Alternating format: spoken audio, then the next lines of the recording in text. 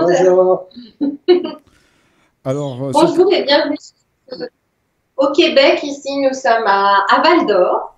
Et c'est avec grande joie que nous recevons Dominique et Marie-Jo. On va vous présenter leur parcours, des questions. Surtout si vous avez des questions, vous pouvez intervenir en direct. Nico, tu pourras transmettre l'adresse. eh bien, écoutez, les questions, je peux les recevoir par mail à info@akasharadiotv.fr. Ou bien le mieux, c'est de me les envoyer, c'est de participer au chat live qui est sur. Vous cliquez sur l'icône YouTube que vous voyez sur la vidéo, que vous voyez par le site Akasha. Donc le mieux, comme font la plupart, c'est qu'ils cliquent sur l'icône YouTube et ils accèdent directement à la page YouTube de la diffusion. Et là, ils peuvent participer au chat live et poser leurs questions. Sinon, je peux les recevoir par mail aussi. Donc je répète, info@akasharadiotv.fr. J'appelle.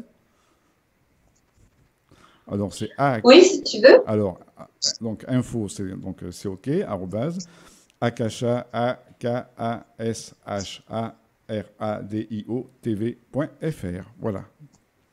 Je te laisse la parole. Super. Merci. Pense à mettre ton image quand tu parles, parce qu'on t'a pas vu, puis c'est sympa de te voir. C'est vrai qu'on a changé de système. On est passé de Google Hangout à un système Skype. Donc voilà, je prends jamais le coup de me montrer. Donc voilà.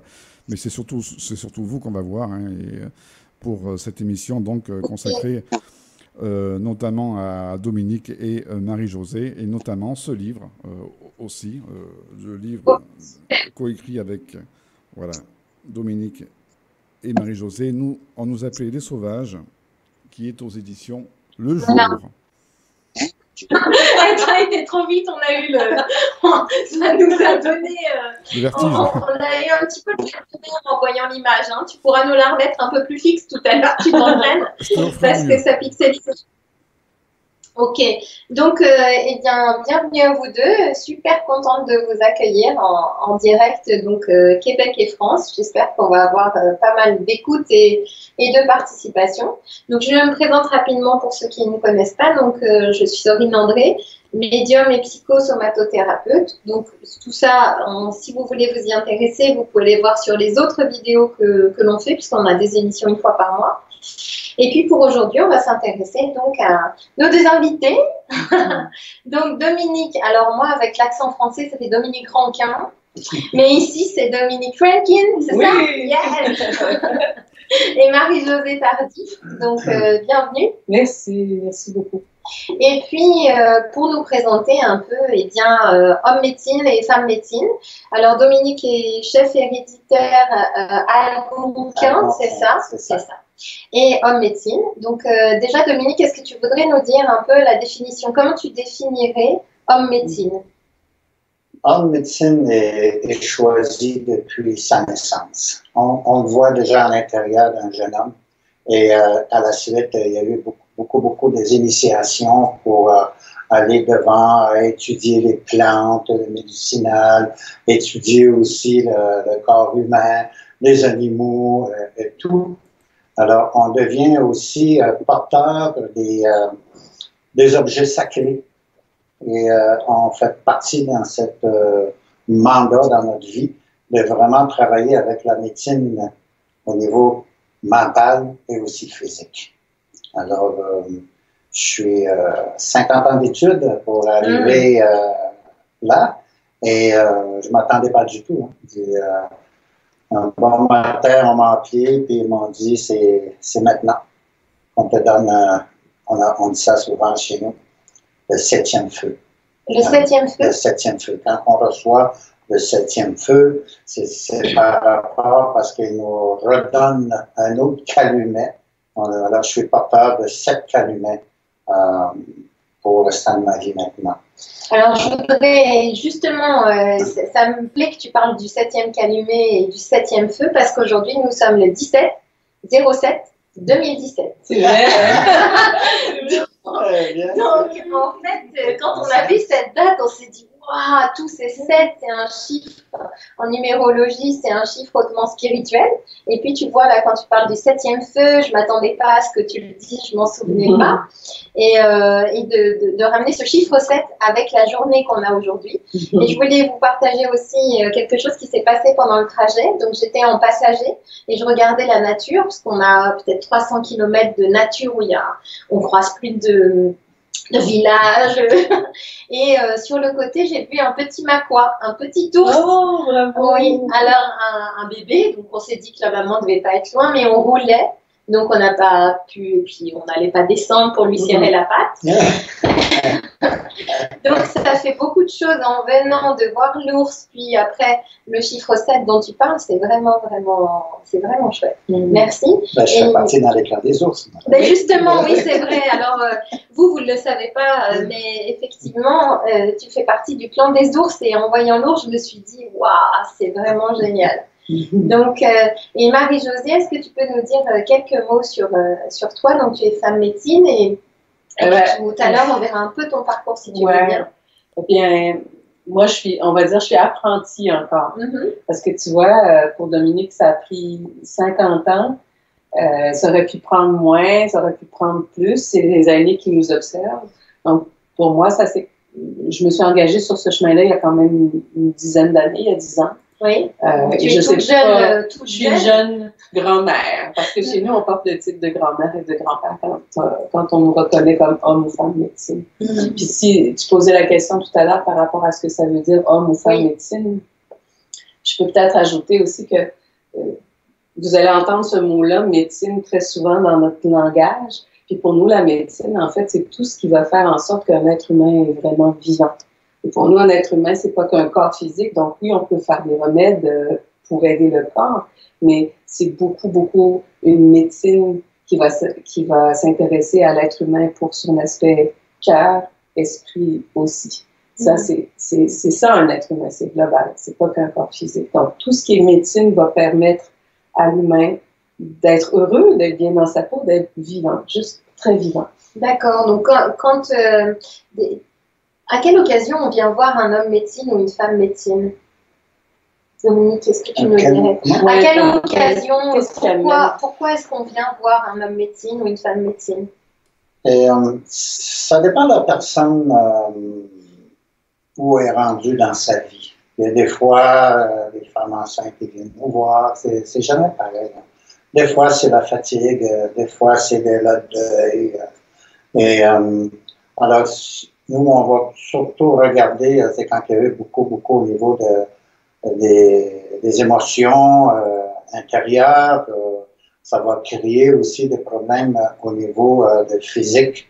On va voir la peau, on regarde beaucoup la réaction de la peau. Et alors, c'est tout ce monde-là qui a besoin de nous. Et des fois aussi, je vais dans les prisons. Ah oui? Oui, je vais dans les prisons parce qu'ils ont besoin au niveau psychologique de l'aide, psychologiquement, ils ont besoin parce qu'ils sont renfermés dans les quatre murs et tout ça.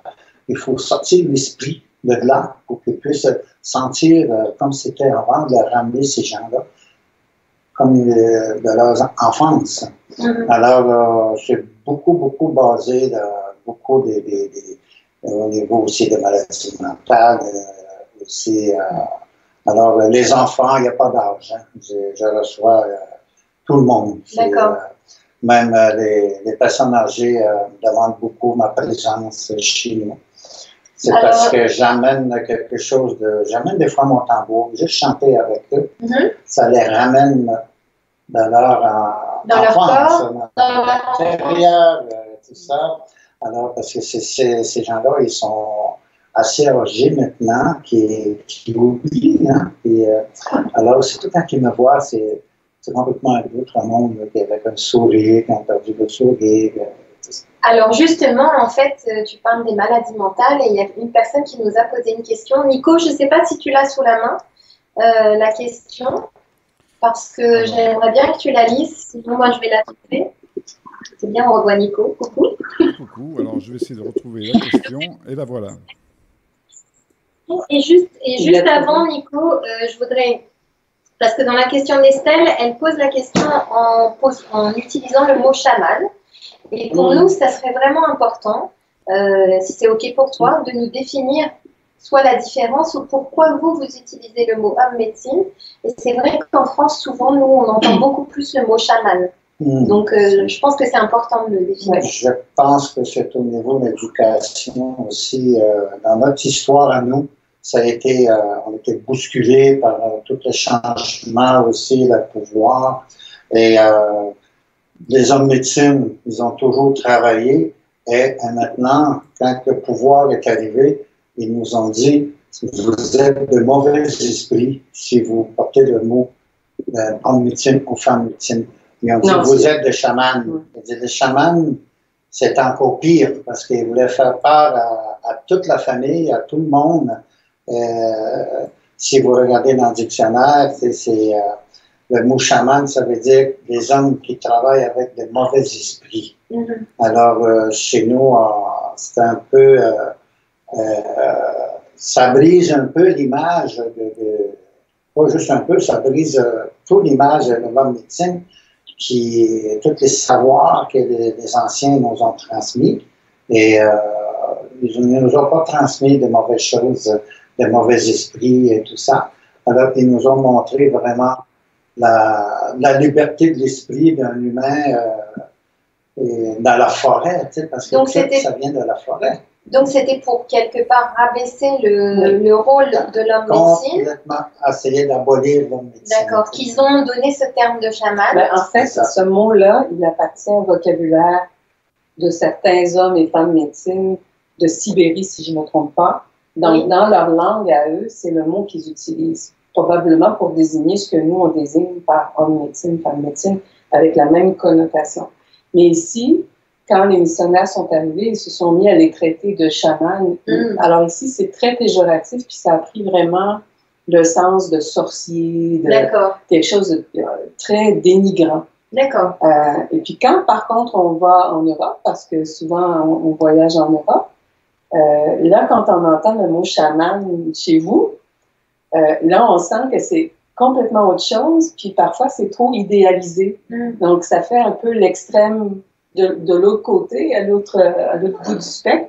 Et puis, ça ne nous plaît pas non plus parce que nous, notre travail, c'est vraiment d'aider la personne à être bien sur Terre. D'accord. D'être spirituel, mais dans ton corps d'humain, dans ta condition humaine et d'aimer ta condition humaine. Et ça, c'est vraiment agréable quand vous dites ça, que c'est dans la condition humaine, dans le cœur et dans le corps. Et ça rejoint aussi la pratique que je peux faire de mon côté en psychosomatothérapie, puisque pour nous, c'est important d'être unifié, que ce soit les émotions, le corps physique, l'esprit et la spiritualité, tout ça est dans la même enveloppe terrestre, en fait. Donc, j'aime beaucoup pouvoir... ça fait des points communs, c'est chouette. Alors, Nico, merci. Je veux bien, si tu peux nous lire la question d'Estelle. Alors, voilà la question. Alors, bonjour. Je prépare un documentaire... En parlant tous. Très bien. Alors c'est une question d'Estelle. Je prépare un documentaire en lien avec chamanisme et psychiatrie.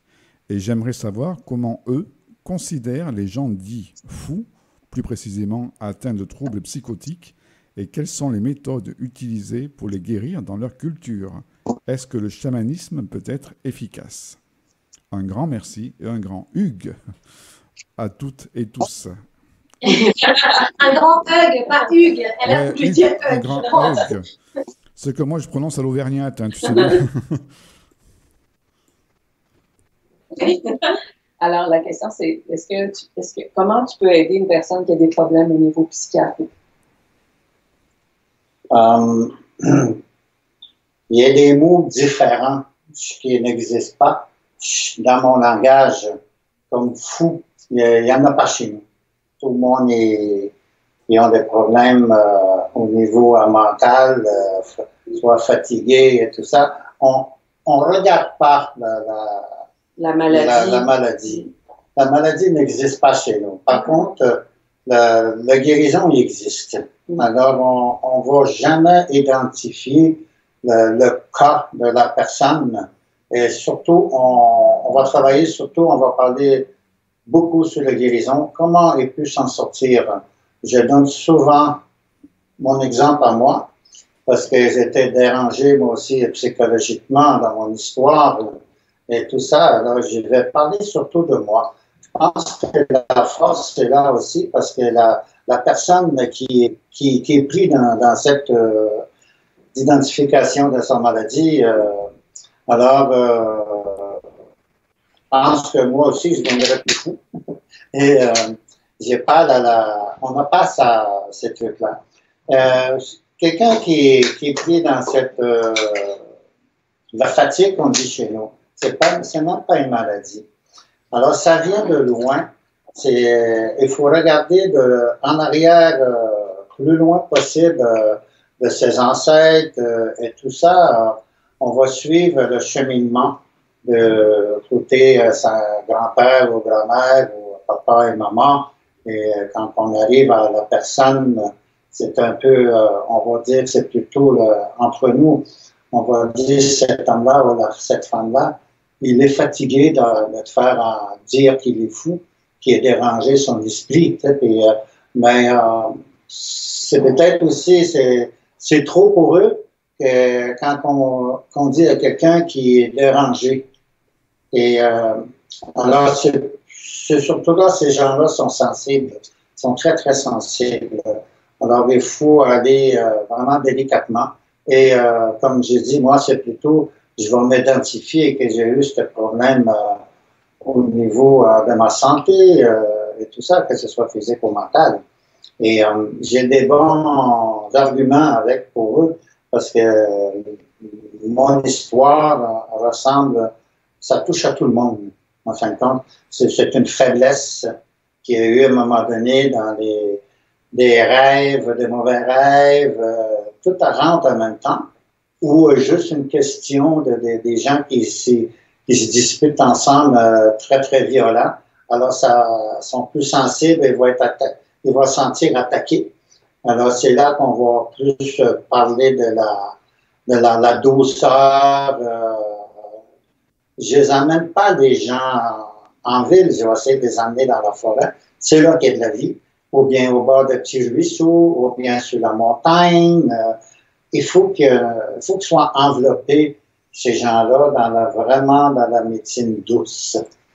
Alors, actuellement, quand on voit des personnes que nous, on appelle fous ou qui ont des problèmes psychiatriques, c'est vrai que, par contre, ils vont souvent être enfermés, mis dans une boîte, on pourrait dire, dans une chambre bien fermée. Et là, on voit que toi, tu as une autre manière de faire. Quelque part, c'est le retour à la nature.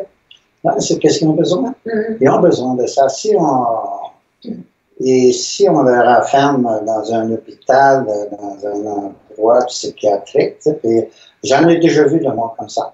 Et je suis allé les voir et je voulais voir vraiment la façon comment eux, ils sentaient à l'intérieur.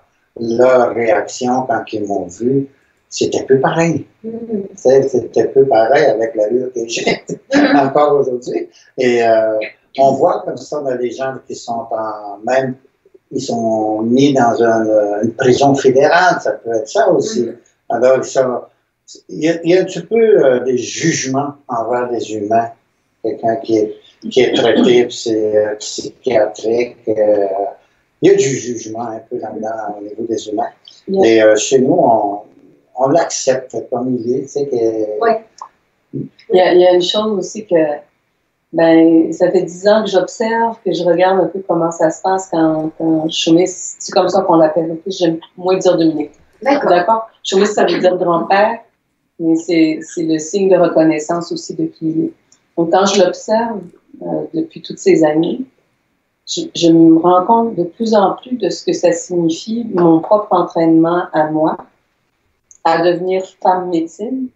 Et quand je le vois face à une personne en détresse, qui vit une période de déséquilibre, je constate que son propre équilibre, sa propre force intérieure donne le cap à la personne devant. Si lui va dans un hôpital psychiatrique, par exemple, tout de suite, tu vas voir le regard des personnes soi-disant malades se tourner vers lui. Il y a tout de suite quelque chose qui s'instaure avant même qu'on commence à parler, ou quand la personne comme un vrai homme médecine ou une femme médecine qui a été entraînée depuis des années se place devant l'autre. Puis c'est un peu le même phénomène que j'ai observé quand il va être devant un animal, par exemple. Oui. C'est impressionnant, les animaux, ils se tournent vers lui. Donc, c'est ça l'entraînement qu'on reçoit, c'est que plus toi, tu deviens un bon intervenant, en fait, c'est parce que toi, tu as travaillé sur toi-même, toi, tu as trouvé le silence, toi, tu as trouvé la paix à l'intérieur, un enracinement fort. Et puis, toutes les autres personnes le ressentent, et en particulier les personnes qui ont besoin d'aide. Donc, tout le travail, c'est toi qui dois faire le premier. Quelque part, en fait, là, nous, on communique avec des mots, on essaye de se comprendre et d'envoyer un message, mais il y a une autre forme de communication qui est avec l'énergie, finalement, avec ce qu'on émane. Et ce qu'on émane provient de ce qu'on a travaillé à l'intérieur de soi. C'est pas... il y a peut-être une part de destin dans tout ça, des prédispositions qui sont déjà là au départ, mais il y a vraiment un entraînement. Ce qui nous concerne, c'est vraiment... Choumis a passé des années à se faire cadrer... rattrapé par les aînés qui n'étaient pas contents de telle chose. C'est pas juste du blabla. Hein. Des fois, ça peut être vraiment très, très dur. Puis des jeunes qui se font pour les hommes sur des plateformes au sommet des arbres. Alors justement, je voulais demander, alors moi, comment est-ce que je dois t'appeler du coup Choumis, Dominique Choumis. Okay. Donc, eh bien justement, par rapport à ton parcours et ce que tu as pu traverser, à partir de quel moment, parce que tu dis on est choisi par les aînés, hein, c'est ça, mais est-ce que c'est parce qu'on est choisi qu'on doit dire oui, ou est-ce que tu dois accepter? On doit l'accepter. Ouais, t'as le choix. C'est-à-dire, est-ce que tu as le choix ou pas? Où est-ce que je suis rendu, moi, si vous parlez de plateforme, j'avais tout le choix là. Okay? Je suis rendu dans une étape. Au début, oui, tu as le choix. Alors voilà, au début, puis après, tu nous racontes oui, la plateforme. D'accord. Oui, puis non. C'est vrai. Alors, moi, j'ai grandi parce que je suis un homme un peu chanceux. Je ne suis pas comme les autres enfants. Et à cause de ma naissance et tout ça. Alors, quand les aînés, les grands-mères et les grands-pères, ils m'ont vu, ils ont dit entre eux, cet enfant-là, on va le protéger. Depuis que tu es né, tu veux dire? Depuis que je suis né, parce que j'étais un enfant... Alors, ne raconte pas tout, parce que ça, j'aimerais bien que si vous avez envie de savoir ce dont on parle, eh bien, vous pouvez vous procurer le livre que Marie-Jo et Choumis, c'est bon, je vais y arriver, ont écrit. On nous a fait Nico, tu peux le mettre, mais ne bouge plus pendant au moins longtemps. Super, bouge plus. C'est parfait. Parfait. Non, ne bouge. Ah non, voilà, parfait. Ne bouge plus maintenant. Alors, on nous appelait Les Sauvages. Est-ce que tu connais la maison d'édition? Alors, c'est la collection, c'est la maison d'édition Le Jour, mais ça appartient à la grande famille des éditions de l'Homme au Québec. Donc, c'est une très bonne maison d'édition qui est très bien distribuée en Europe et bien sûr au Québec. Donc, dans toute la francophonie, s'ils ne l'ont pas chez votre libraire, vous le commandez, puis en 2 jours, c'est chez vous. Donc, oui, on l'a facilement, on trouve très facilement sur Internet. Et on est fiers d'annoncer aussi que maintenant, il est en italien, en Italie. Il vient tout juste de sortir en italien. Wow. En italien? Oui. Génial. Merci Nico, c'est bon. Je te vois, tu ne bouges plus, mais c'est parfait. Voilà, donc si vous voulez savoir...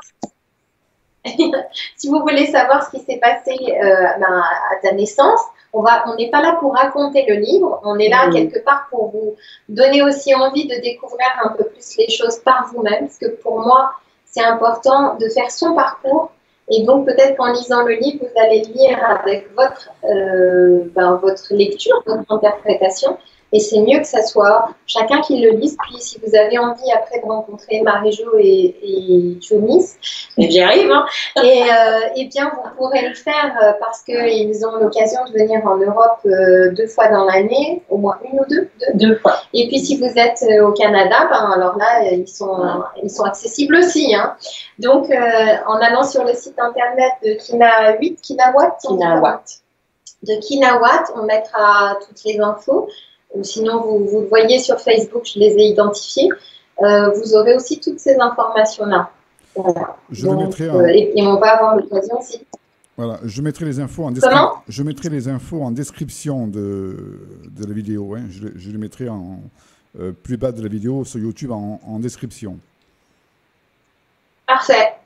Ok, c'est super. Donc, on va pas vraiment raconter le détail de ce qui s'est passé à ta naissance, parce qu'il s'est passé des choses quand même assez impressionnantes. Donc déjà, dès le départ, on t'a protégé, ou en tout cas, on m'a dit que tu étais un enfant particulier, c'est ça? Oui, c'est... alors, tout le cheminement, j'ai pas pu vivre comme d'autres enfants. Aller jouer au hockey, aller jouer au niveau du sport, j'étais toujours dans l'étude peut-être. Aujourd'hui, je vois ça, c'est comme une étude, mais dans mon temps, je vivais dedans. J'étais dedans dans la médecine. À l'âge de 12 ans, j'ai donné la naissance à un beau petit garçon. Et l'accouchement et tout. Alors, c'est des étapes. Ce qui veut dire, c'est que c'était pas son bébé, hein? Non, j'ai compris. Tu as participé à... Ça faisait partie de son entraînement. Ah oui, wow. De commencer déjà aussi à aider aux accouchements, parce qu'il faut s'imaginer, dans la forêt, il n'y avait pas d'hôpitaux, il n'y avait pas de... Donc, il fallait savoir tout faire. C'était ça l'entraînement. Donc, on pouvait accompagner une personne sur le plan psychologique, par exemple, mais les besoins criants, c'était les accouchements, les blessures graves. Mais ce qui est important aussi de souligner, c'est qu'aujourd'hui, dans le monde moderne, on n'est pas contre la science, on n'est pas contre les hôpitaux, tout ce que la science a mis en place, c'est bien. Et il y a des maladies, ça, je trouve ça intéressant quand Chaumis le mentionne, il dit il y a des maladies modernes pour lesquelles les remèdes ne peuvent pas grand-chose. Et puis là, à ce moment-là, on se considère comme complémentaire à ce que la science peut apporter. Bien sûr. Mais c'est important que tu le précises quand même. Oui, on ne comprenne pas autre oui, chose. parce que parfois, ça, je le constate, les gens pensent que nous, on se pense meilleur que ce que la science a amené. Mais non, c'est un mariage à faire entre le moderne et puis toutes les sagesses des premiers peuples qui est hyper important. Mais c'est ce qui m'a beaucoup plu en fait quand je vous ai rencontrés, parce que j'ai fait un stage au mois d'avril, donc c'est comme ça qu'on s'est rencontrés pour la première fois. Et ce que j'ai vraiment aimé, c'est votre naturel, simplicité. Et puis, Chaumis, toi aussi, tu as vraiment c'est comme si c'était un enfant à l'intérieur. On a toujours l'impression que l'enfant est là et c'est toujours joyeux. Même si tu racontes des choses profondes, on sent aussi que l'enfant, il est toujours présent. Et moi, ça m'a beaucoup touchée. Et c'est aussi pour ça que j'avais envie de vous faire découvrir ces deux personnes et puis votre complémentarité à tous les deux, parce que c'est vraiment agréable de vous voir ensemble. Alors, j'aimerais te poser une question, Marie-Jo, aussi. C'est comment on a... Parce que tu dis, ça fait 10 ans donc, que tu es apprentie, c'est ça? Apprentie femme médecine, mais comment on arrive là? Alors, comment ça se passe? On arrive là par surprise. Vraiment, c'est ça. C'est pour ça que tout à l'heure, quand tu lui as posé lui-même la question, est-ce qu'on choisit ou on ne choisit pas, il a dit oui et non. Je comprends ce qu'il veut dire parce que ça m'est arrivé aussi après. Puis après, je l'ai vu aussi survenir chez d'autres personnes qui ont été désignées pour prendre la relève. Dans mon cas à moi, je m'intéressais beaucoup à ces traditions-là. Mais moi, toutes les traditions spirituelles m'intéressaient à cette époque. Je sentais intuitivement, il y avait quand même un appel. Puis c'est beau parce que quand je repense, parce que j'écrivais beaucoup mes rêves, par exemple, la nuit, puis quand je repense à des rêves que j'ai faits des années avant que les aînés viennent me chercher, je me préparais. Je sais maintenant que je me préparais à ce qui s'en venait dans ma vie d'énorme. Je rêvais vraiment... il y avait des signaux. Oui. Mais par contre, quand c'est arrivé, moi, j'aimais aller aux cérémonies amérindiennes, mais sans plus, je savais même pas ce que ça signifiait d'entrer sur le parcours d'un homme ou d'une femme médecine. Je n'avais aucune idée comment l'un a été choisi et pas l'autre. Puis ce qui s'est produit, c'est qu'un beau jour, on m'a convoqué. Chaumis, il m'a juste dit les aînés veulent te remettre un objet sacré. Je pensais que ce serait peut-être un petit bâton de parole, quelque chose de simple. Et là, c'est la journée dans ma vie où c'est comme si le ciel m'était tombé sur la tête. C'est vraiment, pour la plupart d'entre nous, là, ce que j'ai observé après chez les autres, c'est la même chose. C'est vraiment énorme. C'est pour ça qu'il dit oui et non, c'est que c'est tellement gigantesque quand on t'annonce qu'on t'a observé pendant des années et que les aînés ont discuté entre eux et qu'ils se sont dit que c'était ton chemin. Ah oui. Donc, en fait, c'est oui et non parce que tu n'es pas capable de dire oui, tu n'es pas capable de dire non, tu es capable de rien dire, tu es tellement en état de choc que... Moi, en ce qui me concerne, il y avait une partie de moi qui était honorée. C'est sûr. C'est comme si ces aînés-là avaient vu ce qu'il y avait dans le secret de mon cœur, sans que je le sache. Pendant des années, ils voyaient ça à l'intérieur de moi. Ils savaient que ça me correspondait, ils avaient raison.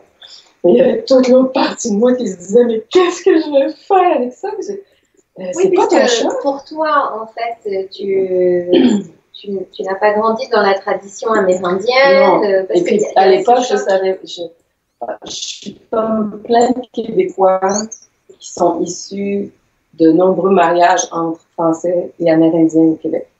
On commence à peine à ouvrir cette belle boîte de souvenirs chez nous parce que pendant longtemps, c'était tabou d'être amérindien, d'avoir un ancêtre amérindien, on se le cachait.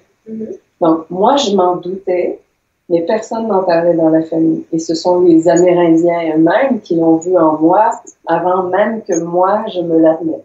D'accord. Eux, ils ressentaient cet esprit-là à l'intérieur de moi. Ils voyaient que j'avais cette fibre-là.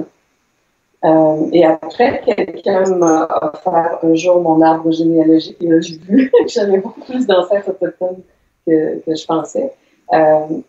Mais c'est un esprit qu'on recherche chez une personne. Puis t'es pas obligé d'avoir du sang amérindien pour devenir homophone. C'est pas... Non, mais là, c'était quand même assez étonnant que tu te sentes attiré, puis qu'après, eux sentent que tu as des racines amérindiennes, et puis après, que la généalogie te prouve que, en fait, oui, c'est vrai. Et même après, parce que Chemis a mentionné tout à l'heure, je ne sais pas si vous vous rappelez, quand il a parlé des maladies psychiatriques, il a mentionné que parfois, il faut aller chercher chez les ancêtres.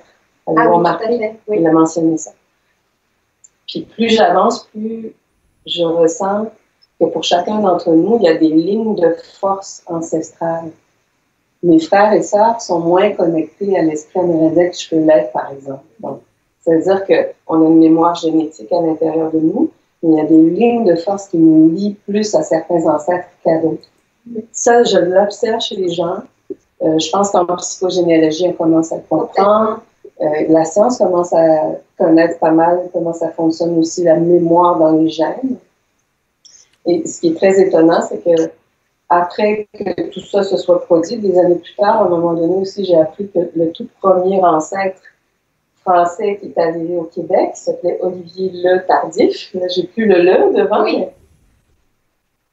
Ben, je ne le savais pas, mais il est parti à l'âge de 15 ans de Honfleur en France parce que les adultes autour de lui avaient décidé qu'il deviendrait un interprète pour Champlain en langue amérindienne. Donc, on l'a envoyé à l'âge de 15 ans chez les peuples Inuits, puis ensuite chez les peuples algonquins pour apprendre les langues et devenir... ça me fait des frissons, voilà. Ce que tu dis. C'est ce qui est très étrange. On s'est rencontrés en Normandie. Oui. Et où est-ce que j'amenais toujours Chemis quand on avait 1 ou 2 journées de libre? À Honfleur. Oh, c'est fou. Et ça, tu l'as appris bien plus tard. C'est émouvant de découvrir. Donc, si ça s'est produit pour moi, ben, ça se produit pour tout le monde, j'en suis convaincue. On a cette ligne de force-là avec certains de nos ancêtres, et puis on ne sait pas, mais on est en train de résoudre ou de poursuivre quelque chose. Ça, je l'observe aussi chez les gens. En psychogénéalogie, c'est quelque chose que l'on voit, et moi aussi dans ma pratique de médium, c'est quelque chose que je peux voir, sentir en fait sur des résolutions qu'on a à faire par rapport à la généalogie dans laquelle on arrive. Donc l'arbre, la génétique, des cellules, on peut mettre les mots qu'on veut finalement, mais on se retrouve finalement à un moment donné. Donc tu disais Dominique, on choisit mais on ne choisit pas. Alors moi je me demande, et la question est peut-être pour vous deux, est-ce qu'on doit donner une réponse quand on est appelé? Parce qu'on ne peut pas dire oui, on ne peut pas dire non. En même temps, il y a l'enseignement qui commence, mais est-ce qu'on peut arrêter à un moment donné? C'est quoi ce parcours-là? Dans notre philosophie, on ne peut plus arrêter. On peut plus arrêter. Et tous les jours, on apprend, même encore, aujourd'hui, j'en prends encore des nouvelles choses. Oui. Et quand je rencontre un autre aîné, ou quand on se réunit, je me dis, c'est bien ça. Alors, il y a toujours du nouveau qui rentre tous les jours. Et pour moi, c'est important de suivre tout le long de ce truc-là, de nouvelles choses, parce qu'il y a des nouvelles maladies qui rentrent et on se discute, bon, on fait quoi avec ça, que ce soit physique et d'où ça vient ces trucs-là. Alors, nous, on va se baser tout de suite, il faut que l'homme médecine aussi apprenne à faire des remèdes, médecine, tout ça, des plantes, et aussi des parties des animaux, on peut mélanger. Si j'ai une opération à faire, c'est sûr qu'il va falloir que je remplace ce qu'on appelle aujourd'hui la pénicilline. Alors, il faudrait que je trouve aussi pour que la médecine soit forte au niveau pour calmer la douleur de quelqu'un avant que je le touche, avant de faire l'ouverture, de le couper et tout ça. On n'a pas d'historie, nous, là. C'est tout fait avec des... C'est très, très tranchant. C'est des eaux qu'on purifie aussi, qu'on va... comment on dit ça?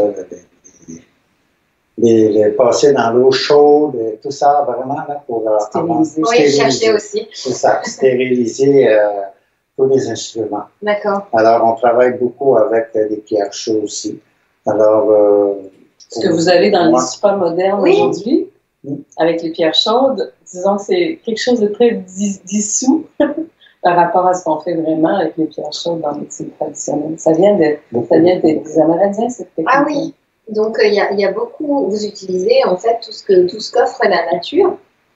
Et il y a quelque chose qui m'a marqué dans le stage qu'on a fait en avril. C'est quelque chose que tu as dit, Marie-Josée. C'est que, en fait, quand vous avez coécrit le livre, il y a quelque chose qui t'a étonné, c'est qu'en fait, finalement, dans la nature, on n'a pas besoin d'aller au supermarché pour aller acheter quelque chose, puisque on a tout à disposition dans la nature.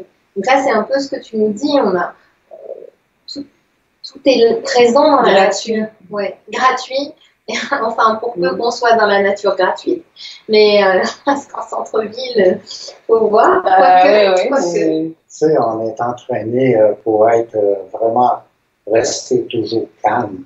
Alors, l'histoire de la plateforme où j'ai passé des jours et des jours. Alors, comment est-ce que, alors justement, par rapport à la plateforme, comment est-ce que tu en es arrivé? Parce que la plateforme, moi, je vois très bien de quoi tu veux parler, mais je ne suis pas sûre que tout le monde puisse comprendre. Donc, comment, déjà, avant d'être sur la plateforme, comment on t'envoie sur cette plateforme? Comment on te présente la situation? Premièrement, ça commence avec des aînés pour vraiment me parler aussi, parce qu'il faut qu'ils me donnent des enseignements, comment je vais pouvoir résister en haut. Toutes les informations rentrent avant de monter. Alors, parce que je fais pas... Laisse-moi dire, c'est juste ça, parce que c'est important que les gens sachent, c'est sans manger et sans boire. C'est pour ça que ça mais justement, en fait, avant ça, même, c'est d'expliquer pourquoi est-ce qu'on t'envoie sur la plateforme. À quoi est-ce que ça sert? Il n'y a personne qui m'envoie là. Alors, chaque personne, chaque homme médecine, pour devenir homme médecine, il faut que tu ailles chercher quelque chose solide et de ne pas reculer. Même s'il y a des grosses émotions, je ne dois pas prendre les émotions des autres. Alors, moi, j'ai choisi parce qu'il y a un aîné qui m'a parlé de ça, qui est passé là. J'ai dit, c'est ça que je veux. D'accord. Alors, c'est très, très, très haut, 85 pieds, je ne sais pas. On va dire 20 mètres à peu près. 20 mètres. 25 mètres. C'est très haut, puis c'est sur la montagne en plus. Et sur un arbre, complètement en haut d'un arbre. Et c'est 12 pieds par 12 pieds, carré. 3 mètres par 3 mètres. C'est tout. 4 mètres par 4 mètres. C'est tout. Alors c'est là, il faut vivre sans manger, sans boire, et aussi confronter le froid. Le vent, torse nu, hein? C'est torse nu? Ah oui, torse nu, c'est le seul que j'avais, c'est un bandeau, c'est tout. D'accord. À 20 mètres, tu peux pas descendre, sinon c'est terminé, sinon l'expérience est terminée. Ouais, c'est une... Moi, j'avais besoin de ça. J'ai senti que j'avais besoin de ça pour, avec mon histoire, l'histoire du livre, on vous appelait les sauvages, c'est parce que j'ai eu beaucoup de choses que j'ai dû confronter ça pour reprendre qui je suis. Je suis qui, moi? Alors, j'ai tout appris ça en haut, à combattre de foi. Ma première semaine, j'étais fou. C'était... Je pleurais, je criais. Puis, moi, je suis danseur. Avec la crâne de bison sur le dos. Puis là, faut que j'avance tous les jours. Je mettais la crâne, puis je dansais alentour. J'avais aussi la médecine pour mettre sur mon visage, créer un autre personnage, être plus fort encore. Parce que c'est pas du camouflage, c'est surtout l'esprit que j'ai besoin. Un exemple, un peuple rouge. Quand on dit le peuple rouge, c'est la force de ton sang. Alors, je prenais la pierre rouge et je me mettais tout ça sur mon visage, sur mon corps et tout. Là, j'ai confronté la pluie. Froid, et c'est le seul temps que je pouvais boire aussi. Alors, pour boire, tu récoltais l'eau de la pluie. Je me couchais. Sans récolter. Non, je recevais ça. Et je couchais, puis la bouche ouverte. Il ne faut pas que je remplisse ma bouche non plus, parce qu'il y a du danger de déchirer à l'intérieur. Alors, j'en valais de petits peu. Mais j'ai appris de prendre le temps de vivre. De prendre le temps de goûter les souffrances. Et on doit tous saisir ça. D'être capable de dire, OK, c'est bien, c'est terminé, j'ai eu mal, j'ai eu ça mentalement, j'ai eu plein de violements. Et ça a tout passé là. C'est tout en haut, là. Je n'ai pas redescendu avec ça. Alors, ça m'a pris 21 jours sans boire et sans manger. Alors, quand j'ai passé la première semaine, je suis devenu un autre l'esprit de qui j'étais, l'ours, aigle, c'était tous des animaux forts, des bisons. J'avais des bisons blancs dans ma tête, c'est tout ce que je voyais côté spirituel. Je voulais rester debout. Et oui, c'est sûr qu'il y a eu des moments où j'étais complètement écrasé par la fatigue ou par la violence que j'ai créée moi-même à l'intérieur. C'est tous ces trucs-là, il a fallu que je l'enlève pour... Après 21 jours, j'ai été reçu par 43 grand-mères. C'est peut-être ces autres qui m'ont mis mes 2 pieds sur la terre. Alors, j'ai appris aussi de ne jamais quitter les deux pieds de la terre. Oui. Alors, marcher, puis ils m'ont fait marcher, ils me tenaient, puis j'ai marché, mais j'ai eu beaucoup de misère. Et mais j'étais très bien avec eux. Entendre la voix d'une grand-mère, 43 enseignements. Chacun t'a donné un enseignement à l'issue de... Oui, parce que j'avais besoin aussi de... Comment je vais parler à une femme? Comment je vais pouvoir soigner une femme? C'est quoi le respect? Alors, ils m'ont tout donné ça. J'avais 43 lignes sur mon visage, partout sur mon corps, mes mains, mes orteils, tout. Et même en arrière, j'ai passé des bons moments. Et puis, je suis content de passer ces trucs-là, parce que il n'y en a pas beaucoup, des hommes médecins qui ont passé par là. Et ça, la première fois que tu l'as fait, tu avais quel âge? J'avais 58 ans. Non, ça c'est la dernière fois. La première fois, j'avais peut-être un entour de 33, 34 ans. Ça, c'est la première plateforme. Okay? Puis, alors, c'était pas on va là. C'était moins non, c'est pas long. Il y a toujours un aîné qui est là, qui donne les enseignements. Et je peux passer peut-être une semaine sur la plateforme, mais la plateforme est bas. D'accord. Et à chaque fois, on montait. Puis, donc, la dernière que tu as faite, c'est celle-là qui faisait... 33 fois que j'ai embarqué sur le plateau. 33 fois. 33 fois, puis là, j'étais en haut, là. Ah oui, 20 mètres. Et là, en haut, là, c'était le seul que je voyais, c'était les aigles. Il y avait des aigles. J'avais juste une sifflette de mon cou. Et c'était la patte de aigle que je sifflais, puis le matin, il arrivait. Alors ça, c'est pour me donner encore une nouvelle vision, tu sais, de passer... mais c'était un bon moment, je n'oublierai jamais, tu ne peux pas oublier ça. Et j'avais besoin de ça, moi, pour vraiment, pas effacer, là, pour régler mes affaires personnelles. Vraiment, on va aider les autres, il faut se regarder en bas. Bien sûr, ça c'est important. Alors, et ça, je veux juste faire une pause sur ce que tu viens de dire. Avant d'aider les autres, il faut s'aider soi-même. Et souvent, dans les entretiens que je peux avoir, ou même pour moi-même, c'est que on a toujours tendance à vouloir aider l'autre, essayer de sauver l'autre, en faire plus pour l'autre, alors que peut-être qu'on serait bien plus efficace si on faisait chacun pour soi-même et ensuite on peut s'accompagner les uns les autres. Il faut prendre le temps. Il y en a qui donnent trop. Il faut recevoir aussi. Oui. C'est ça qui est important de recevoir. Et pas tout donner, parce qu'à un moment donné, tu n'as plus rien donné. Bien sûr. Alors, c'est toi qui... Et puis, tu ne peux plus te donner à toi une fois que tu as trop donné aussi à l'extérieur. Ouais. Quand j'ai écrit le livre, j'en parle souvent dans les stages, je ne sais pas si je l'avais raconté au tien, mais il y a une phrase, quand tu es en train d'écrire... c'est comme si on redigère toute l'histoire. La façon dont on procédait, c'est que j'en avais un plan de travail. Le matin, je posais quelques questions chimistes, je prenais des notes. Ensuite, il partait, puis je rédigeais.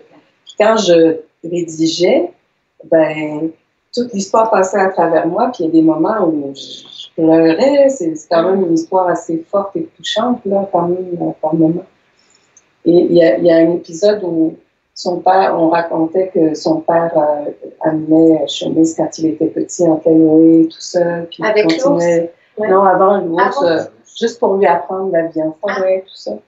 Puis quand son père lui apprenait comment on met en place un camp de survie. Tu sais, quand on est en déplacement, bon, ben, il faut avoir tout de suite de l'eau, du feu, un abri.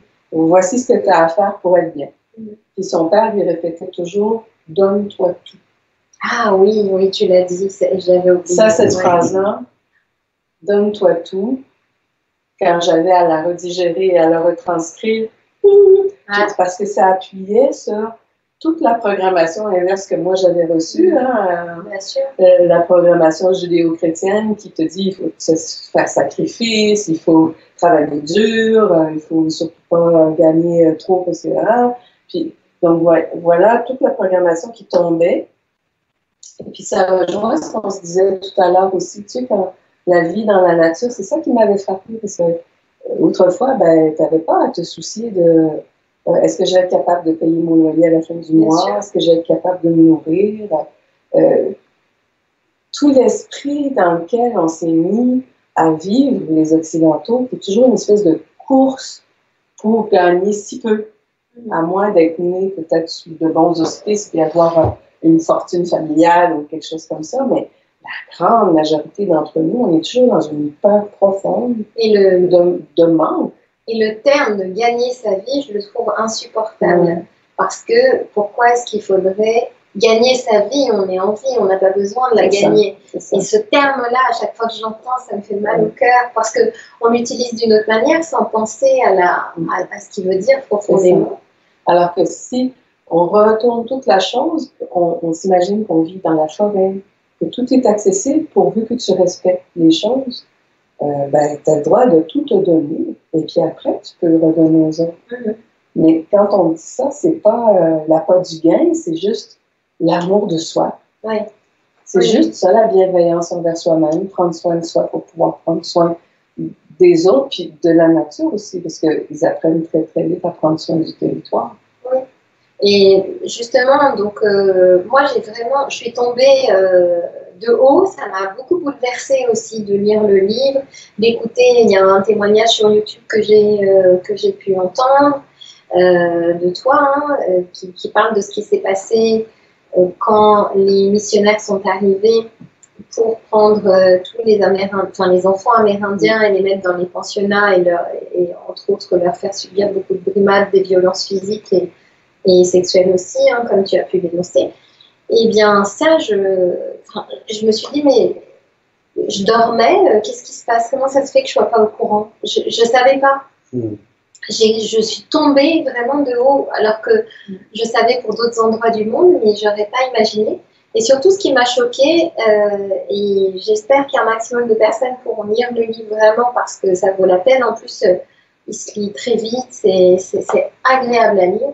Ce qui m'a vraiment choquée, c'est que le dernier pensionnat, il a été fermé dans les années 80. Je ne sais pas si vous vous rendez compte. En 1996. 96, je crois que c'était 85. 96. Donc, je ne sais pas si vous vous rendez compte.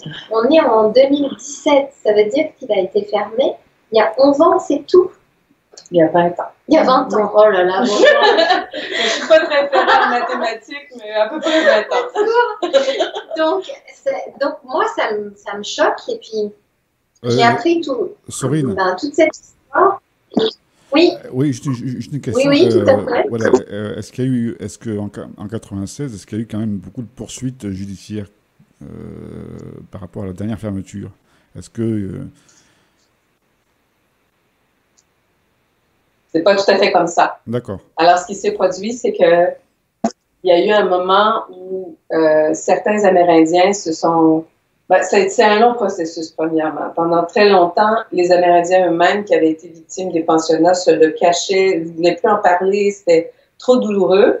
Donc, il y a eux qui ont commencé tranquillement à faire ce processus pour eux-mêmes.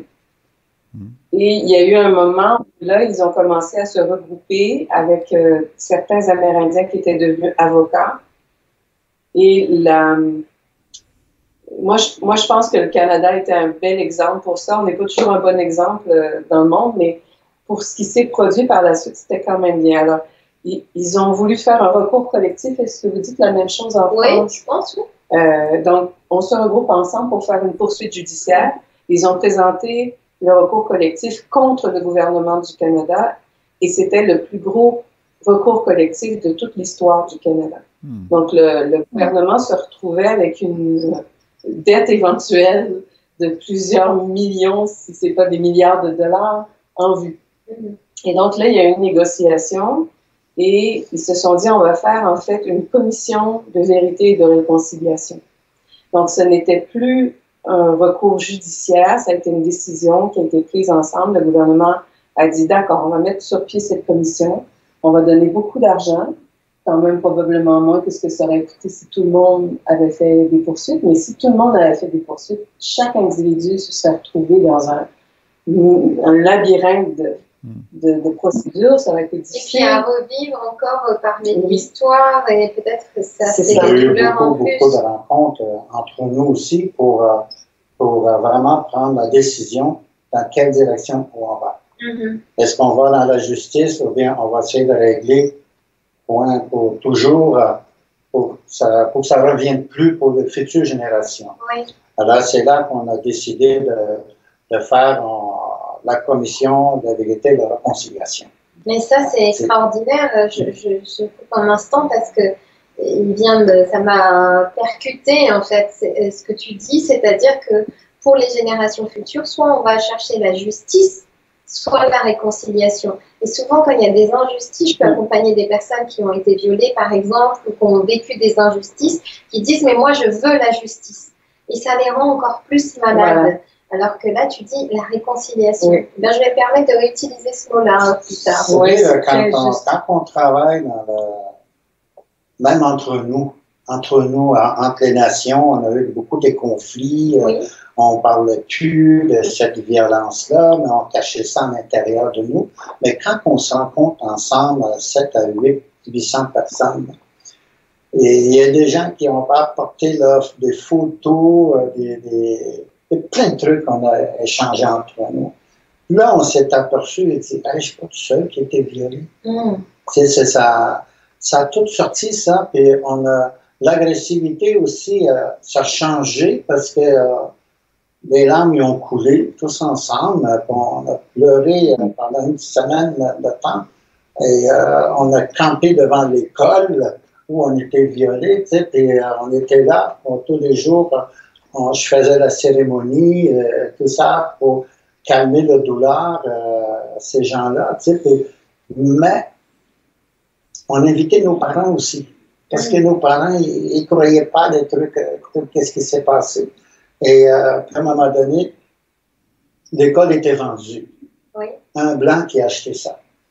Puis là, moi, je suis allé voir, j'ai dit, écoutez, ils ont dû faire un retrouvaille pour notre propre guérison. Il m'a dit, il est en moi, puis j'ai la clé, puis je vous donne la clé, puis faites ce que vous voulez. Il dit, parce qu'il ne sera plus là dans 2 mois, il ne sera plus là, il va tout détruire. D'accord. Défoulez-vous. Défoulez, on est rentré là-dedans, puis on a tout regardé, on est allé à la chapelle, où il y avait beaucoup de viols et tout ça. On est allé en haut sur l'hôpital, l'infirmerie. C'est là aussi que ça se passait, beaucoup de viols. On a tout allé pour effacer toutes les traces. Et à la fin, je les ai laissés, j'ai dit à Étienne Blanc qui a acheté ici, là, il nous a donné la clé, il m'a dit, défoulez-vous, faites ce que vous voulez, je ne l'ai pas dit 2 fois. Les hommes, ils ont pris des tables et des chaises, ils couraient par la fenêtre, et ils lançaient ça dehors, tu sais, wow. Et, ça a été, il n'y avait plus rien dans l'école. Alors, ça fait partie, vous, mais moi je disais, allez-y, faites ce que vous voulez. Fait que, après ça, on a fait un beau cercle ensemble, puis on a chanté, puis on a pleuré, puis après ça, on était tous campés là. Ça a duré 1 semaine. Pour, ça nous a aidé beaucoup, puis plus la commission, et on a travaillé pendant 6 ans à l'intérieur à former des intervenants, parce que ça n'a pas été facile pour moi, surtout, de revivre ça. Bien sûr. Et puis ça n'a pas été facile aussi de sortir cette fantôme-là en intérieur des parents. Les parents, ils ne savaient pas que leurs enfants étaient faisaient violer. Puis, les survivants du passionnat, leurs petits-enfants. Alors, ça a tout sorti ça en même temps. Puis aujourd'hui, on ne voit plus de la même façon, là. On ne voit plus de la même façon. Moi, j'ai eu vraiment, qu'est-ce que je voulais avoir, c'est une paix à l'intérieur de moi et de m'aimer. Et j'en veux pas mes parents. Et mes parents, ils savaient même pas qu'est-ce qui se passait non plus. Même et d'ailleurs, le mot viol, c'est quelque chose qui n'existe pas. Ça n'existe pas chez nous. C'est ça, c'est comment expliquer quelque chose qui n'existe pas. Il n'y a pas de mot. Il n'y a pas de mot. Il n'y a pas de mot. J'essayais de dire à ma mère que je ne pouvais pas rien. Il fallait que j'explique l'image. Vraiment dans l'image pour que maman puisse capter l'image. C'est moi, mon oreille ne fonctionne plus la gauche à cause que j'étais battu. Je ne suis pas le premier. On était tout comme ça. Par moment, ça remonte un petit peu. Mais c'est normal, hein. Et du coup, pendant... C'est quoi l'émotion? Moi aussi. C'est bien, on est en... une petite vague. Mais effectivement, c'est important parce que de pouvoir en parler. Et moi, ce qui m'a interpellée, je me suis dit, mais est-ce que c'est possible une culture dans laquelle le mot viol n'existe pas? Parce que pour moi, depuis que je suis petite, quelque part, le mot viol, je ne peux pas dire que je sais ce que ça veut dire depuis que je suis petite, mais peut-être. Et c'est vrai que là, tout le travail qui est fait de réconciliation, de sortir, d'expliquer, et de se dire qu'il y a quand même des cultures chez lesquelles ça n'existe pas, que c'est un concept impensable, ben, je trouve que quelque part, c'est rassurant de dire qu'il y a des êtres humains pour lesquels ce concept, Et si ça a déjà, et si ça a déjà été comme ça, bah, peut-être que ça peut devenir possible. Tout à fait.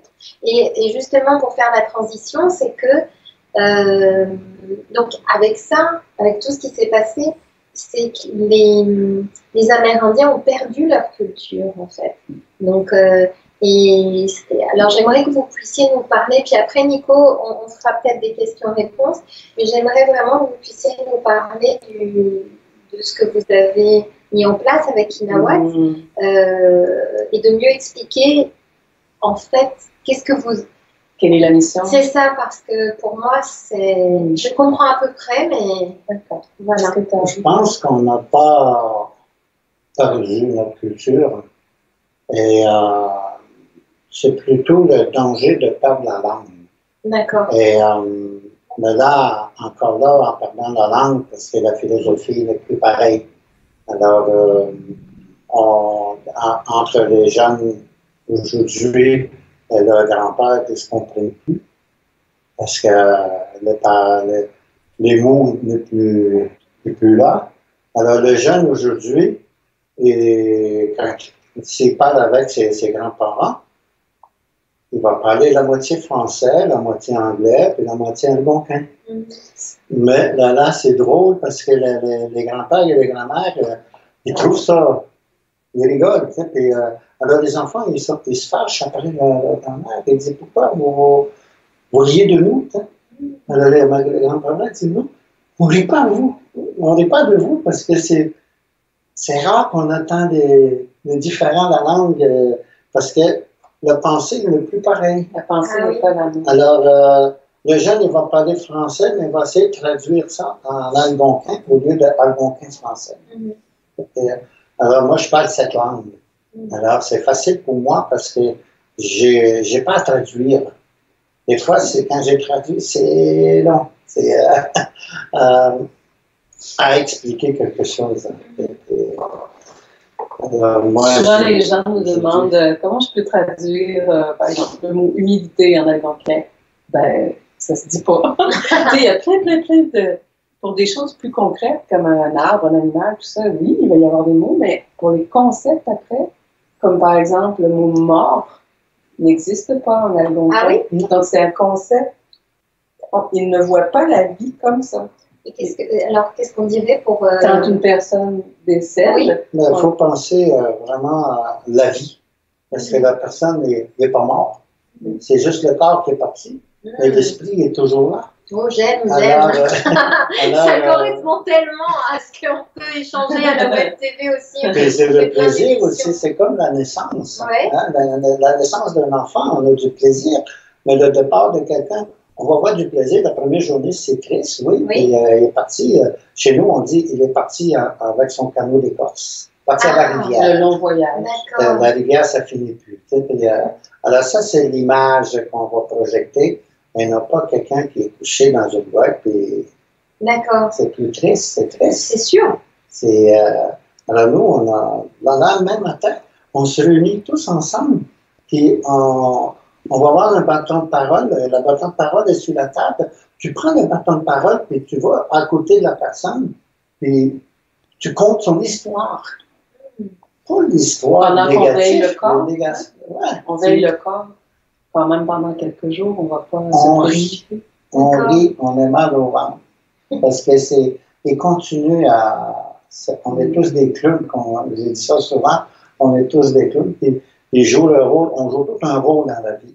Tout ce que tu fais, là, je vais te conter ton histoire de ta vie, et pas que c'est que tu as fait du mal, c'est c'est juste une faiblesse d'une personne, on ne juge pas la personne. Alors, le plaisir est là aussi. C'est la fête. C'est la fête. On mange de ma bouche, on mange après tous ensemble. Puis on rit, puis on a du plaisir. Puis on vient d'enterrer mon fils. Là. Pour nous, il est partout. Et présentement, il est dans ma poche. Je monte toujours. Je suis bien parce que.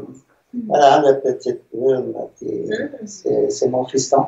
Et quand j'ai vu l'ours sur la route, j'ai pensé à ton fils, parce que quand vous êtes venu, vous l'aviez mis donc sur l'ouest, l'acceptation, et puis il y avait une patte d'ours dessus. Et donc quand je suis venue, ça m'a tout de suite fait penser à lui et à toi, bien sûr, pour le symbole de l'ours. Mais j'ai aussi pensé à lui. Je me suis dit, c'est drôle. C'est sûr que ça a été un processus. Puis tout à l'heure, on a eu une petite vague par rapport au pensionnat. Ben, c'est la même chose parfois. Je sais pas s'il est frappé par d'autres vagues d'émotions, même si ça fait maintenant quelques mois. Mais il y a quelques semaines, on est allé enterrer les cendres de son fils. Ça c'est quelques-unes qu'on va aller disperser ailleurs, sur le territoire ancestral. Mais c'était la volonté de son fils que ses cendres soient enterrées près de son grand-père. Donc là, on est allé au cimetière de la réserve amérindienne où son père est enterré. Donc on avance dans le processus, mais c'est vrai que tout ça peut se faire aussi avec des moments de rire.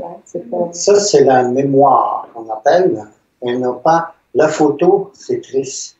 On ne garde pas la photo. Ah oui? Non. Et c'est surtout la une qu'on va regarder longtemps et tout ça.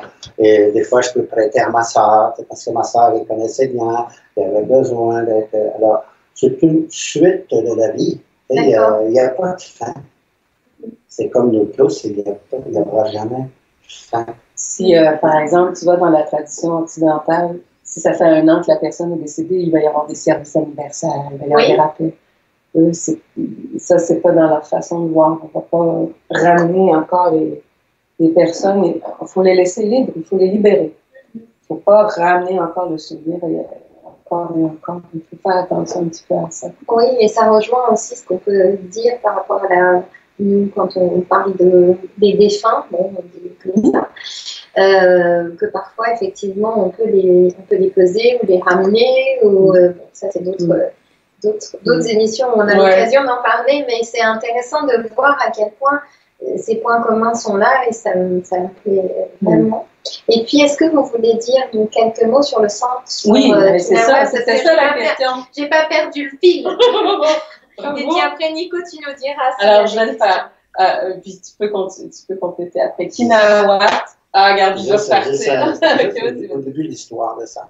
Et après le passionnat, je voyais dégrader notre culture aussi, la langue et tout ça. Et j'avais besoin de quelque chose pour montrer à des gens qu'il faut faire attention, de ne pas laisser ça aller. Alors, on a créé un petit musée que les aînés ont participé aussi. Alors, à la suite de ça, mon père et moi, on a toujours posé la question, il dit, il faut qu'on ait quelque chose plus que ça physiquement où les gens peuvent venir vivre avec nous. Et puis moi, je vais être là pour compter. Toi, tu vas aller chercher les clients. Puis moi, je vais être là. Puis c'était son idée. Puis après ça, il est décédé, mon père. Mais après ça, j'ai continué à travailler là-dedans pour aller vers touristes et comprendre, à expliquer les gens qui on est. On est qui? Alors, suite à ça, à la suite de ça, et là, Kinawat est arrivé. Alors, on va laisser aller. Alors, ça veut dire ensemble en algonquin. Puis la mission, elle est en 2 volets. C'est d'abord de permettre aux Amérindiens eux-mêmes de retrouver leur identité, de se remettre debout, parce qu'on a parlé de l'épisode des pensionnats indiens qui a été vraiment un coup presque fatal, quand on voulait vraiment essayer d'éliminer au pays les traditions, la cohésion aussi entre Amérindiens. On s'est dit, je crois que la meilleure façon de le faire, c'est d'aller chercher des enfants. C'est ça. Ils avaient fait toutes sortes de tentatives en créant les réserves, en interdisant les objets sacrés amérindiens. Il y a eu beaucoup de lois qui ont été promulguées, mais ça n'avait pas les résultats que le gouvernement escomptait. Et donc là, on a essayé vraiment de s'en prendre à la culture des enfants en pensant qu'on pourrait en faire de bons petits bons.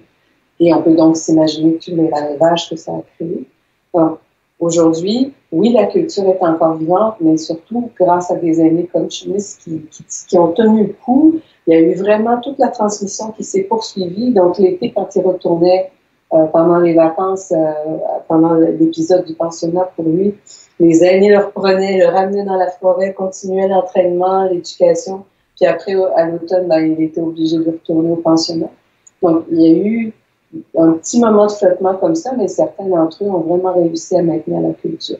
Donc là, moi, je considère qu'on a une fenêtre de quelques années encore où les aînés de sa génération sont toujours vivants, où là, il faut retransmettre au maximum, aider les Amérindiens eux-mêmes à maintenir la langue, la culture et tout. Mais l'autre volet de Kinawak, c'est la transmission à tous ceux qui veulent bien découvrir cette culture.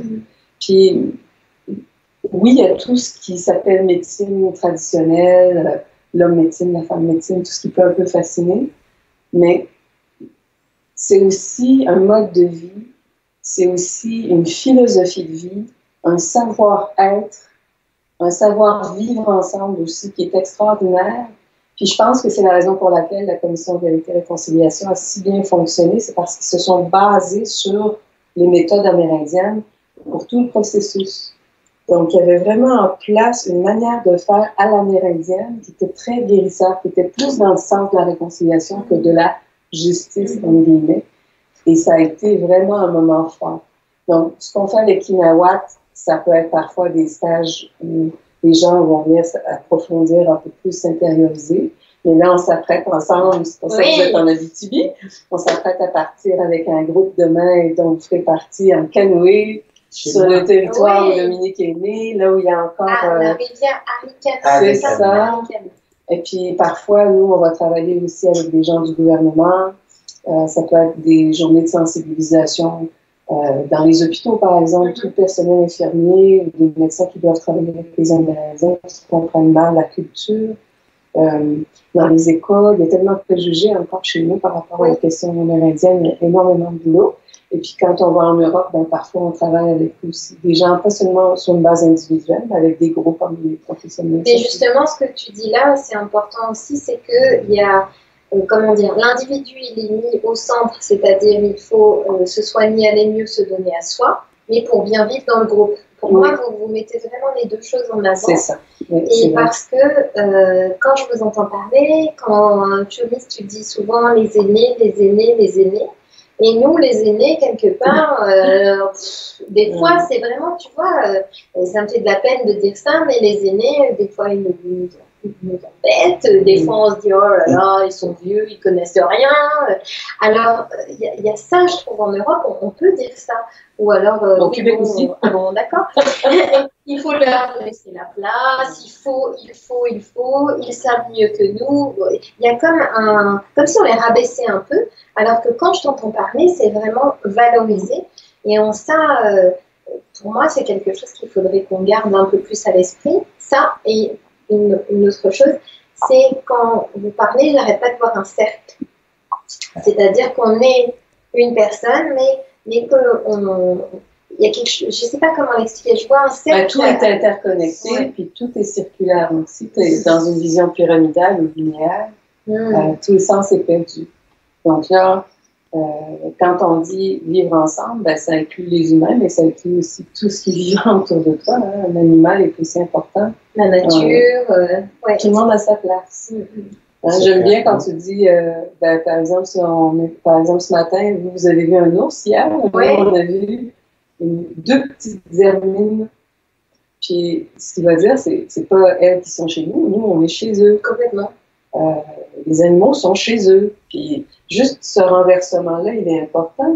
En ce moment, on n'arrête pas de prendre toute la place qui reviendrait aux animaux. On est en train de leur voler tout leur espace.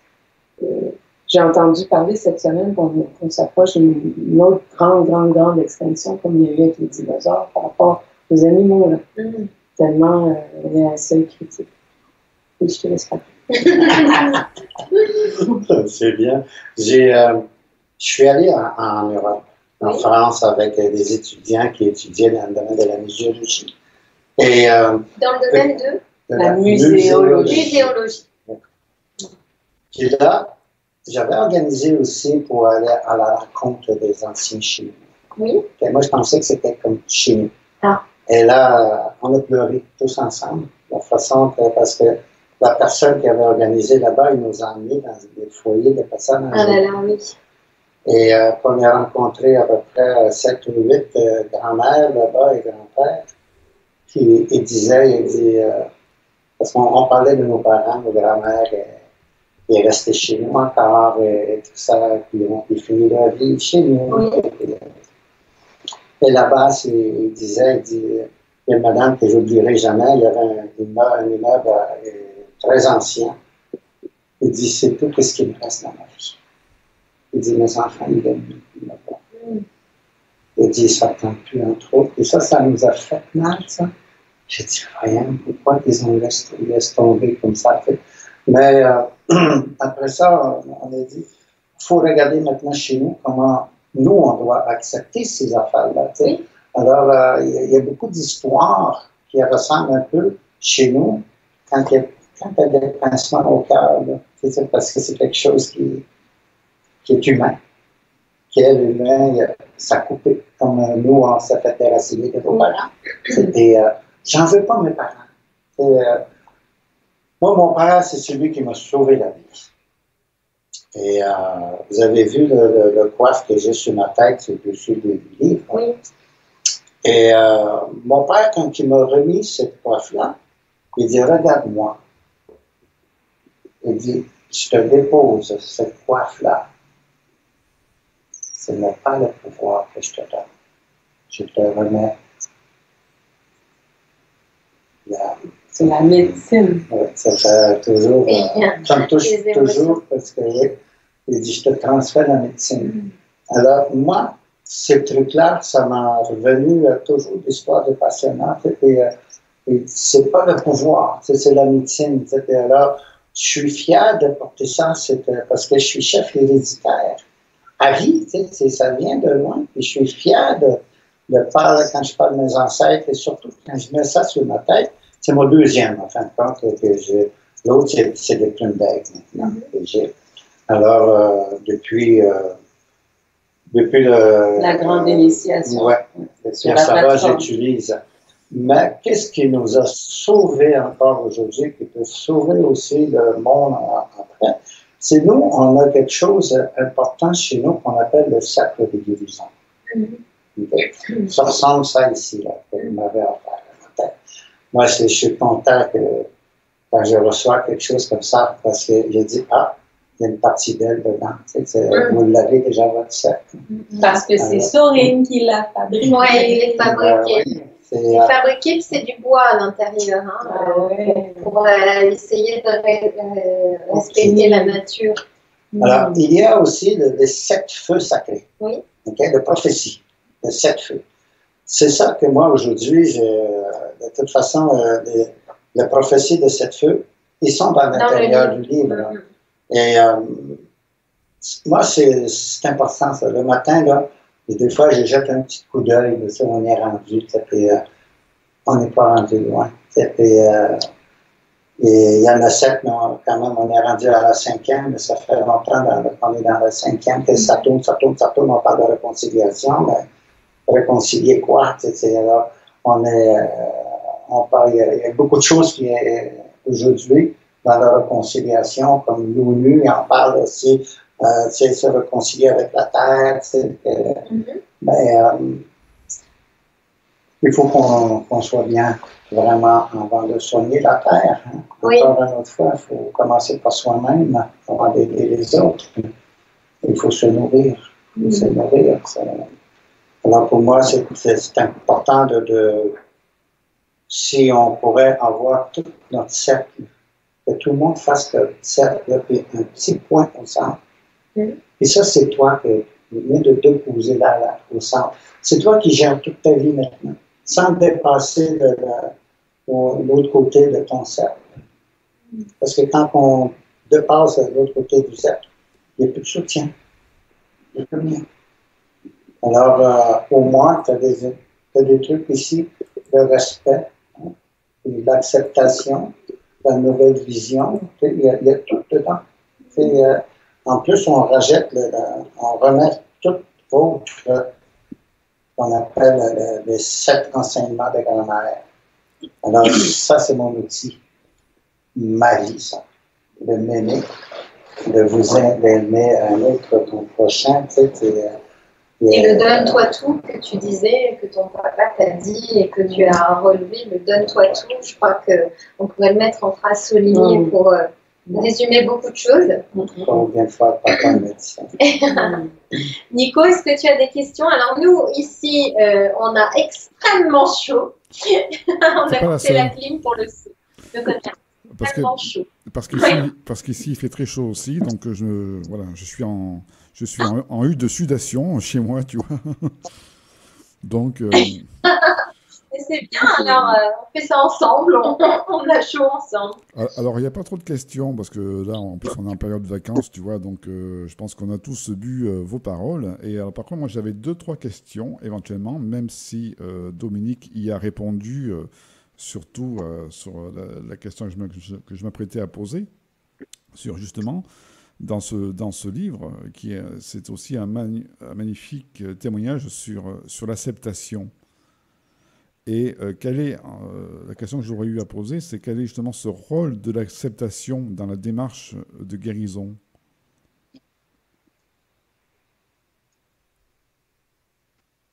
Pour moi, ça a été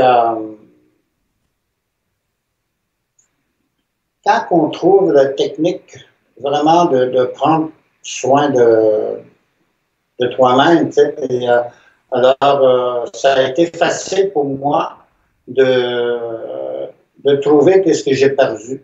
J'ai analysé tout, qu'est-ce que j'ai perdu au passionnat. Premièrement, ils m'ont enlevé l'amour, alors que je ne m'aimais pas. Et je n'aimais pas les autres non plus. Alors, tout ce que j'ai appris à l'école, c'était toujours négatif de ne pas parler des Blancs, parce que tous les Blancs, c'était tous les diables là, que j'allais en enfer avec eux. Tu sais. Alors, c'est toute la peur qui s'est installée aussi en l'intérieur de moi et l'agressivité et tout. Alors, j'ai tout mis ça dans un endroit, dans le cercle où ils ne peuvent plus sortir, que je les ai immobilisés là pour moi personnellement. Et tous les jours, je travaillais une partie de le respect de moi-même et aller chercher aussi une paix en l'intérieur d'un exemple comme des viols. Tu sais, je me disais pourquoi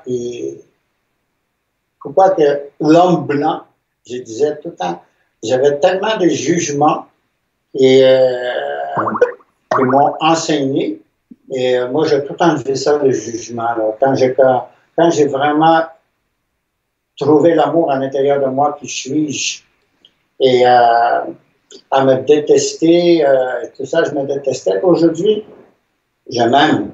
Je peux dire que je suis peut-être un héros de tout ça, parce que j'aurais pu être dans le corps de la misère si j'aurais rien fait. Aujourd'hui, je me considère comme un survivant du passionnat et non pas une victime du passionnat.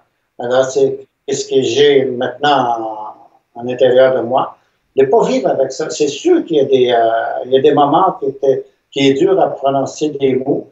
Et des fois, je retombe dans cette énergie négative. Et comme il y a quelques minutes, j'ai eu ma mère, tu sais, qui est venue me chercher. Et j'ai jugé ma mère aussi. Alors, j'ai jugé tout le monde. Alors, à un moment donné, on m'a vraiment éclairé par des aînés qui m'ont dit que le viol que tu as eu, parce que tu as de jugement encore, et tu as jugé de tout ce qui est alentour de toi. Oui, j'ai jugé les missionnaires, j'ai jugé les Blancs, j'ai jugé les religieuses, des frères, des prêtres et tout. Et en fin de compte, c'était vraiment fort qu'est-ce que l'aîné me dit. Il dit, écoute, tu as jugé tout ce monde-là. C'est pour ça que tu t'aimes pas. C'est pour ça que tu les aimes pas. Mais on va te dire tout de suite qui t'a violé. Alors, ceux qui m'ont violé, c'était tout simplement des hommes malades et des femmes malades. Alors, quand j'ai compris ça, le jugement est tombé. J'ai dit, c'est vrai. Et quand quelqu'un qui est malade, on doit l'aider aussi. Alors, c'est comme ça que moi, j'ai repris. Même, je suis allé je suis allé assis devant celui qui m'a violé, celui qui m'a fait mal au niveau mental aussi, physique.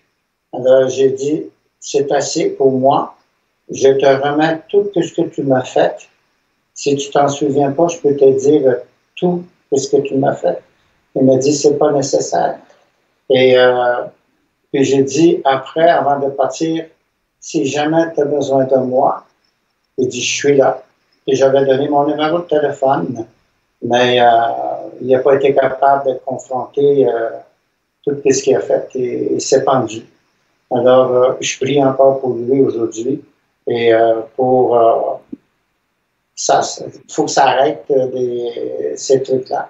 Alors, c'était le meilleur moyen, ma guérison, moi, c'est de participer à l'écriture. Et ça, c'est une bonne thérapie pour moi. Et aussi, je l'ai fait aussi pour tous les gens qui ont passé dans le même chemin que moi. Je ne parle pas juste des Autochtones, je parle de toutes les nations dans le monde. Le peuple rouge, le peuple noir, le peuple jaune et blanc, et tout. On n'a pas le droit de faire ça, on n'a pas le droit de souffrir, on n'a pas le droit de se juger. Alors, il faut trouver le point, c'est le central, c'est l'amour, d'aimer. Aujourd'hui, je suis capable de dire à mes deux femmes, mes deux amis qui sont ici, que je les aime, tu sais, que je suis capable de regarder leur visage, même un homme, tu sais, puis, alors, j'ai plus ça, là, et je suis content vraiment de passer aujourd'hui, je classe ça comme mon histoire, et ça reste l'histoire. Et ça m'appartient. Et c'est une leçon de la vie. Et je ne pense pas que ça va reproduire ailleurs, cette école-là, cette violence-là. Et alors aujourd'hui, je suis fier d'être un Anishinaabe. Anishinaabe qui veut dire un être humain. C'est ça que j'ai aujourd'hui. Merci. Je trouve, Nico, si tu es d'accord. Bonne phrase. Alors j'avais une toute dernière question, mais bon, je pense que c'est sur l'histoire des 21 jours. Je ne sais pas si la réponse peut durer 2 minutes ou cette période des 21 jours, si tu veux, je l'ai croisée. Je l'ai pas mal croisé dans les dernières émissions que j'ai faites, aussi dans pas mal de bouquins.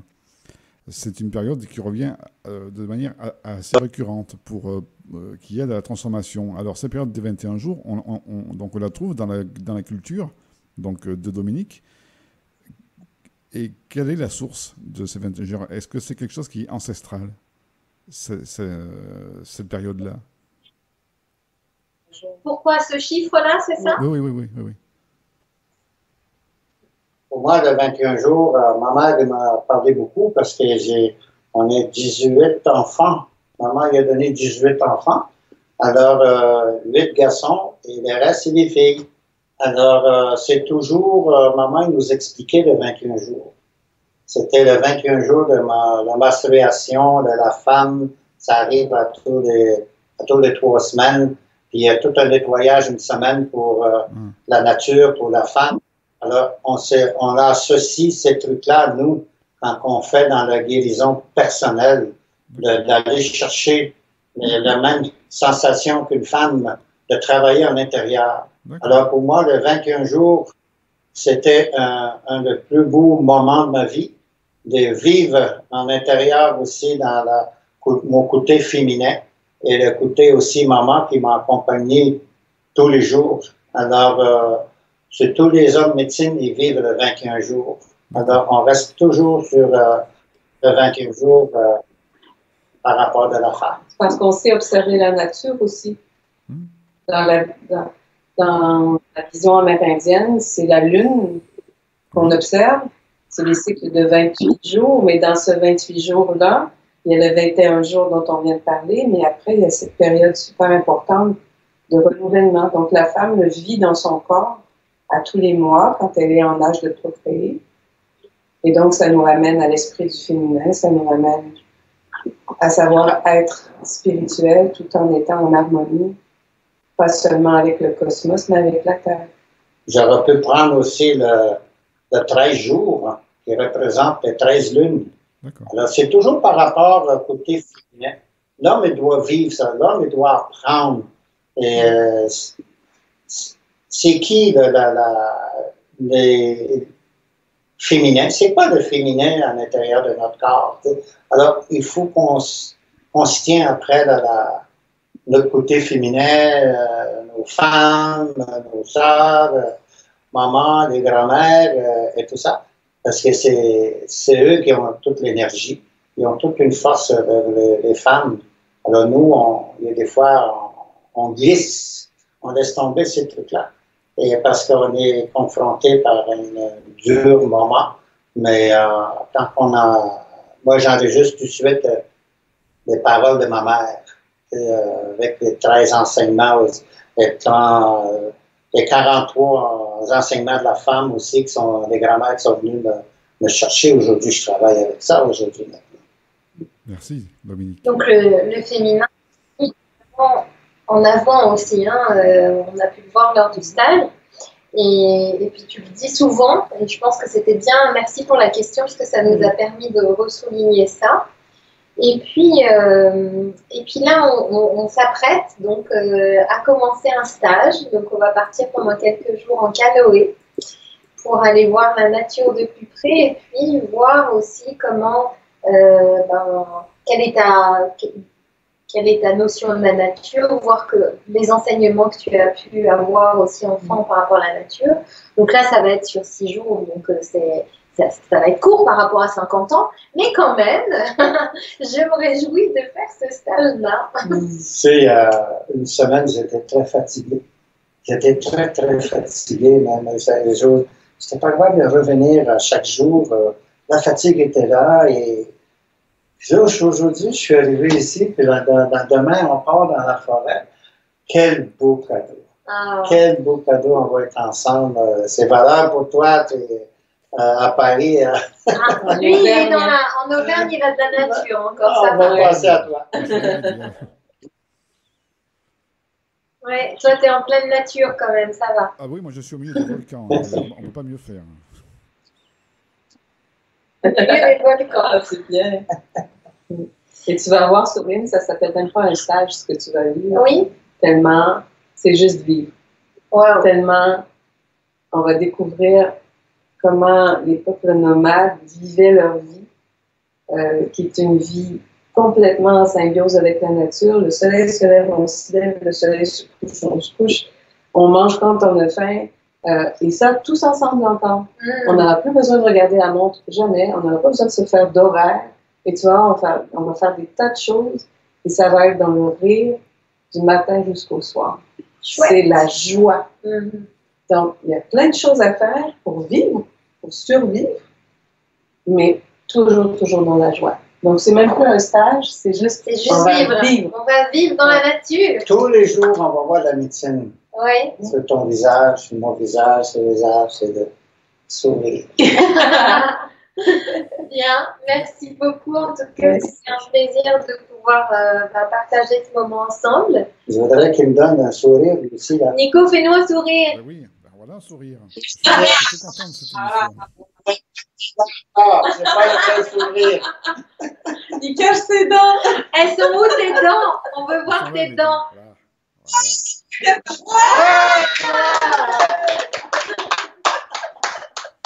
Je suis frustré par rapport à mes dents. J'ai eu des soucis, moi aussi. Oh, ok. Ah, il a des soucis, ses dents. Alors, en tout cas,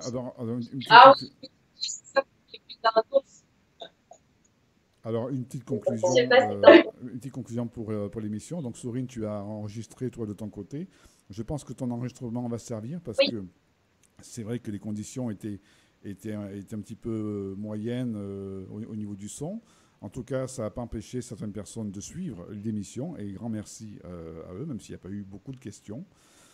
Et juste une question d'une personne qui a demandé si on pouvait avoir plus d'infos sur Kinaïwat. Mais ça, j'ai dit que ça serait sur la description. Même je vais répondre par mail à la personne par le lien du site, s'il y avait avoir plus d'informations.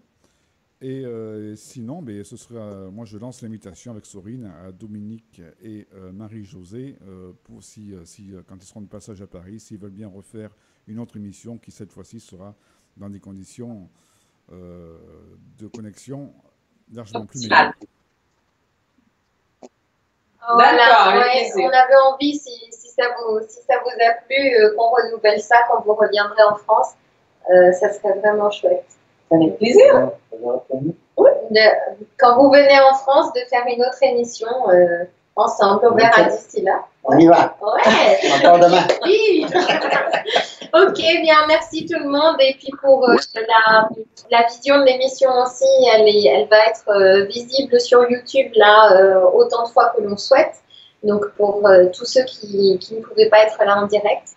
Et merci Nico pour ce, comment on dit Duplex. Bref, soit là-bas et nous ici, je ne sais plus comment on dit. Et puis, est-ce que tu as des choses à dire sur cet été, sur les émissions? Sinon, nous, on se retrouve au mois de septembre pour la prochaine émission. Alors, on se retrouve avec toi, donc, Sorine, au mois de septembre. Alors, ça va être calme. Hein, donc, juste au mois d'août, il y aura une émission sur les états modifiés de conscience. Ce sera le 3 août, le jeudi 3 août, avec Nicole Bossé, justement, qui travaille dans la médecine. Super. Bon, et ben écoute, bel été tout le monde. Et puis, donc là, vous avez vu ma tête aujourd'hui. Et après le stage, vous ferez une photo pour voir avant-après. Est-ce que j'aurai des cernes? Est-ce que j'aurai un sourire, des yeux qui brillent? On verra ça. Tu ne peux pas changer. Parce que le sourire va être là. C'est ça. Ok, ça marche. Merci. Bon, merci. Au revoir. Au revoir. Ouais. Voilà, bye bye. Miigwech. Alors,